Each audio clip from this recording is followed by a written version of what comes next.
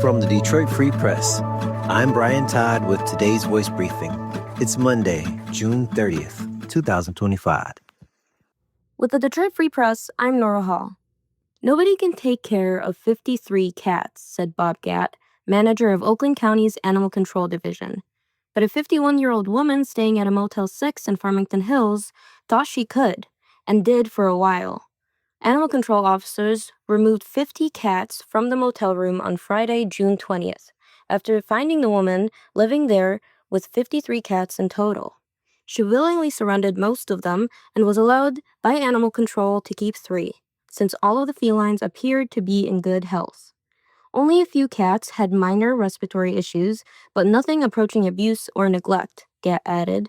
The 50 cats are now in the care of the Oakland County Animal Shelter and Pet Adoption Center, and will soon be spayed or neutered and put up for adoption. Gatt encouraged those looking for a pet to adopt one from their shelter rather than buying from breeders or pet stores. For the full story, visit freep.com. For the Detroit Free Press, I'm Keith Matheny. It's been a particularly hot start to summer this year, but imagine this, a late May and June with snowfall, ice on water bodies, and frost. Further, imagine that frigid weather extending into July and August. It actually happened in 1816, in what became known as the Year Without a Summer. Details from Michigan were sparse, as it was still more than 20 years away from becoming a state. The Michigan Territory had fewer than 9,000 residents at the time. But from the more established northeastern U.S., people told of needing heavy coats, boots, and mittens to stay warm throughout the summer, of needing fires in their fireplaces, of crops freezing and dying then dying again when they attempted to replant. A thick reddish haze was seen in the sky day after day. Many reported being able to see sunspots with their naked eye. As many lived through subsistence farming and local markets at the time, the year without a summer meant hard times, even starvation and death for some.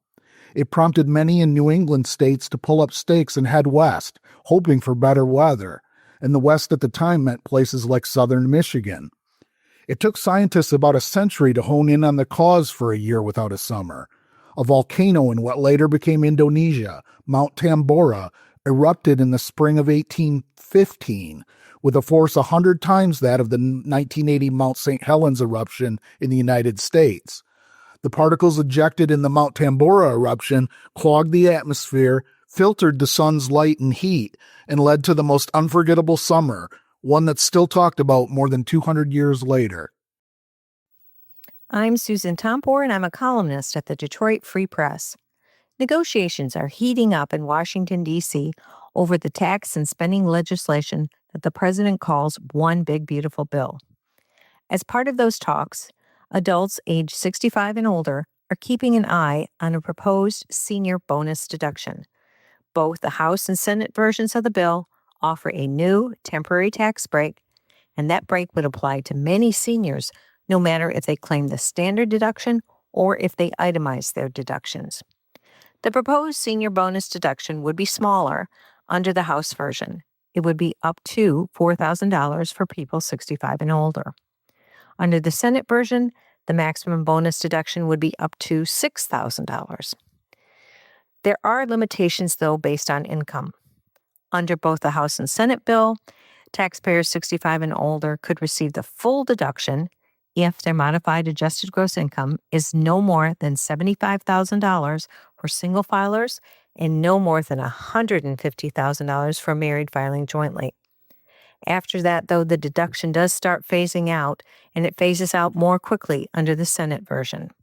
Under both versions, it completely ends for an individual with $175,000 in modified adjusted gross income, and it ends for a married couple filing a joint return with $250,000 in modified adjusted gross income. We'll see what happens ahead, but many seniors will definitely want to pay attention to what might be the next new senior bonus deduction.